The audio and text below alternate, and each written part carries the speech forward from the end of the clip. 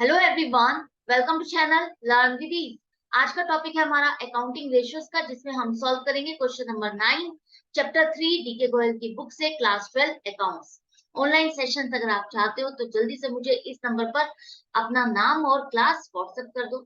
आप मुझे फॉलो कर सकते हो टेलीग्राम पर भी, जहां आप अपने डाउट्स और कमेंट्स लिख करके भेज सकते हो। तो यहाँ आपको इंफॉर्मेशन दी गई है, कुछ डाटा दिया गया है, जिसके बेस पर आपको करंट रेशियो कैलकुलेट करना है। तो करंट रेशियो का फॉर्मूला क्या है? Current assets upon current liabilities. ये करंट एसेट्स और करंट लायबिलिटीज क्या होती हैं? जो आपकी विद इन 12 मंथ्स रियलाइज हो जाए, या जिनको आपको 12 मंथ्स में ही पे करना हो। कौन सी डेट से? बैलेंस शीट की डेट से लेकर के अगले 12 महीने में जो आपको पेमेंट करनी है, या जो आपके एसेट रियलाइज होने वाली है। रियलाइज होने का मतलब है जिसे बेच करके पैसा मिलने वाला है, या जिससे आपको पैसा उधार दिया है, लेना है, वो आपको मिल जाता है। तो ये सारा का सारा आपका करंट एसेट में होगा। या अदरवाइज एक चीज और है, वो है ऑपरेटिंग साइकिल। ऑपरेटिंग साइकिल का क्या मतलब था?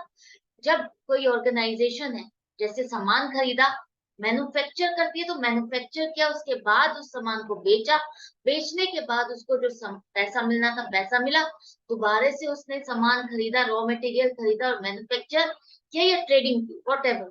तो ये जो सारा सर्कल चल रहा है, खरीदना, बनाना, फिर बेचना, फिर पैसा मिलना और फिर से लगाना, इन सब में जो टाइम पीरियड लग रहा है, उसको हम क्या कहते हैं?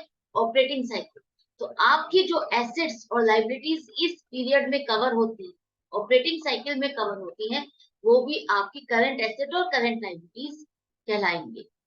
वो भी आपकी करंट एसेट और करंट लाइबिलिटीज बन जाती है। तो अब यहाँ पर आपको चाहिए करंट रेशियो निकालने के लिए करंट एसेट और करंट लाइबिलिटीज, जो कि इस इंफॉर्मेशन में कहीं पर भी आपको दिख नहीं रही, क्योंकि वो छुपी हुई है, इन्हीं डाटा के अंदर है, जो कि आपको निकालनी है। रटना नहीं है, समझना है कि कैसे निकालोगे। सबसे पहले अगर आपने लास्ट क्वेश्चन देखा है, तो वहां पर मैंने आपको बताया था वर्किंग कैपिटल क्या है?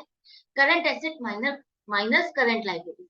मतलब कि जो आपकी करंट एसेट्स ज्यादा है, बच जाती है करंट लायबिलिटीज को पे करने के बाद, वही आपकी वर्किंग कैपिटल कहलाएगी, वही आपकी वर्किंग कैपिटल के नाम से जानी जाती है। मतलब कि आपकी अगर करंट एसेट्स ज्यादा होती है, जितनी ज्यादा है करंट लायबिलिटीज से, वही वर्किंग कैपिटल है। तो करंट एसेट एक तरह से क्या हो गई? आपकी करंट एसेट आपकी हो गई है एक तरह से working capital plus current liability. यही है ना? अगर आप करंट एसेट को निकालना चाहते हो, तो करंट लायबिलिटीज और वर्किंग कैपिटल को जोड़ दोगे तो आपको मिल जाएगा करंट एसेट। अब ये तो बात ठीक है कि हम इन दोनों को जोड़ देंगे तो हमें करंट एसेट मिल जाएगा, लेकिन यहाँ पर हमारे पास वर्किंग कैपिटल तो है, लेकिन करंट लायबिलिटी नहीं है। अब ये करंट लायबिलिटी कैसे कैलकुलेट करें? ध्यान से देखो, यहाँ पर लिखा हुआ ट्रेड पेबल्स। ट्रेड पेबल्स का मतलब क्या है? जो आपके क्रेडिटर्स होते हैं, बिल्स पेबल होते हैं, वो सारे के सारे कहाँ, किस में आते हैं? ट्रेड पेबल्स में आते हैं। और ये आपके क्या है? करंट लायबिलिटीज, जिन्हें आपको विद इन 12 मंथ्स पे करना होता है। तो ट्रेड पेबल्स और बैंक ओवरड्राफ्ट। बैंक ओवरड्राफ्ट मतलब कि जो आपका नेगेटिव बैलेंस चल रहा है बैंक का, वो आपको जो पे करना है, वो भी आपका करंट लायबिलिटी में कवर होता है। तो ये दोनों मिलकर के आपके बन गए करंट लायबिलिटीज, और करंट लायबिलिटीज का टोटल आ गया आपके पास 2,40,000।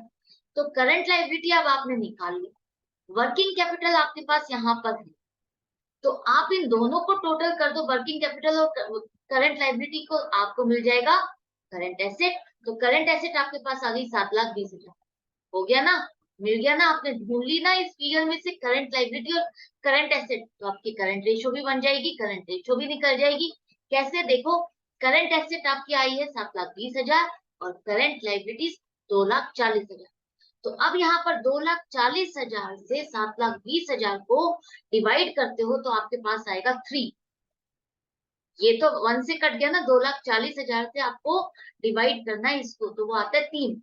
ये नंबर आपका शो करता है कि आपकी जितनी लाइबिलिटीज है, करंट लाइबिलिटीज, उससे 3 गुना ज्यादा है आपकी करंट एसेट्स। तो ये आपकी 3:1 करंट रेशियो आ गई, जो कि आपकी आइडल रेशियो। आइडल रेशियो क्या है? 2:1। करंट रेशियो की आइडल रेशियो 2:1 है, जिससे ये बहुत ज्यादा है, अच्छा है, बेनिफिशियल है, कंपनी की साउंड पोजीशन शो करता है कि वो अपनी करंट लायबिलिटीज को इजीली कवर अप कर सकती है, इजीली पे कर सकती है। उसको पे करने के बाद भी उसके पास करंट एसेट का बैलेंस है, वर्किंग कैपिटल है, जिससे वो एफिशिएंटली अपने ऑपरेशंस को कैरी ऑन कर सकते हैं।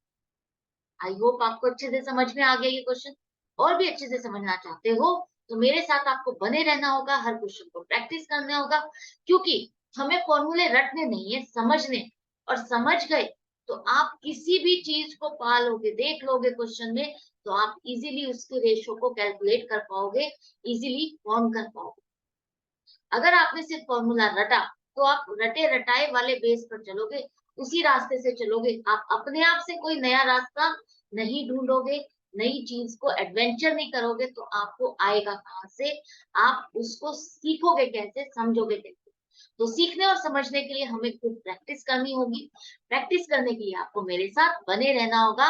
और अच्छा लग रहा है, बेनिफिट हो रहा है, तो लाइक का बटन जरूर प्रेस करो। नए हो या अभी तक चैनल को सब्सक्राइब नहीं किया तो जल्दी से सब्सक्राइब करो।